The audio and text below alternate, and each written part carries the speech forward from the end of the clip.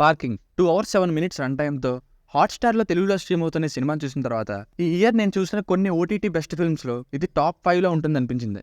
First పావుగంట చూడగానే ఏదో ఆహాలోని సినిమాలాగా ఉందే, బలైపోయానా భగవంతుడా అనిపించింది. కానీ ఎప్పుడైతే పార్కింగ్ విషయంలో మొదటి గొడవ స్టార్ట్ అవుతుందో అక్కడి నుండి స్పీడ్ అందుకుంది.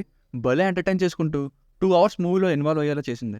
పెద్ద స్టోరీ కూడా ఏం కాదు, అయ్యప్పనం క్వశ్చన్ లాగా ఈగో క్లాష్ అనే పాయింట్ని, కానీ రిఫ్రెషింగ్ బ్యాక్డ్రాప్. మీకు కూడా ఎంటర్టైన్మెంట్కి మినిమం గ్యారంటీ ఇచ్చే సినిమా ఇది, మిస్ అవ్వద్దు. ఫ్యామిలీతో చూడొచ్చా అంటే ఒక్క దగ్గర ఇంటర్వెల్ టైంలో తెలుగు డబ్బింగ్లో ఒక వల్గర్ వర్డ్ ఉంది, అది తప్ప మిగతాదంతా చూడొచ్చు. బేసిక్ స్టోరీ లైన్ ఏంటంటే ఒకటే కార్ పార్కింగ్కి ప్లేస్ ఉన్నప్పుడు పార్కింగ్ విషయంలో ఒకే ఇంట్లో గ్రౌండ్ ఫ్లోర్లో ఫస్ట్ ఫ్లోర్లో ఉండే ఇద్దరు వ్యక్తులకి గొడవ అవుతుంది. ఆ చిన్న గొడవ ఎలాంటి పరిస్థితులకు దారితీసింది, వాళ్ళ జీవితాన్ని ఎలాంటి మలుపులు తిప్పింది అన్నది story. Plus points, content is king అన్నట్టు స్టోరీ సింపుల్ ప్లాట్ని తీసుకొని దాన్ని యూజ్ చేసుకొని క్రియేట్ చేసిన సీన్స్ ఉన్నాయి చూడండి, ఎక్సలెంట్గా వర్కౌట్ అయ్యాయి. కొన్ని సీన్స్లో మనకి తెలియకుండానే ఇన్వాల్వ్ అయిపోతాం.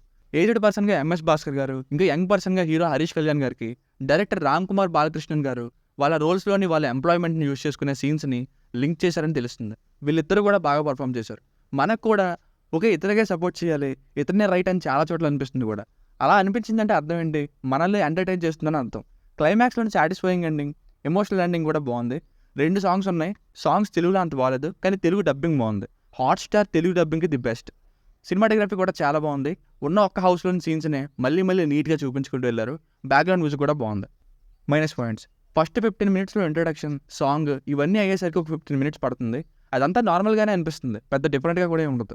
కానీ వాళ్ళ క్యారెక్టర్స్ ఇంట్రడక్షన్ అంతే. సో మెయిన్ స్టోరీ ఎప్పుడు స్టార్ట్ అవుద్దా అని ఫీల్ మనలో క్రియేట్ అవుతుంది. సో ఆ 15 నిమిషాలు ఆగాలి, అండ్ నీడెడ్ కూడా. గొడవ అనే ఒకటే సీన్ని ఎన్నిసార్లు రిపీట్ చేస్తారనే ఫీల్ కూడా చాలా మందికి రావచ్చు, ఎస్పెషల్లీ సెకండ్ హాఫ్లో. నిజానికి సినిమా మొత్తం ఒకరి మీద ఒకరి ఈగో క్లాష్ హెవీగా ఉంటుంది.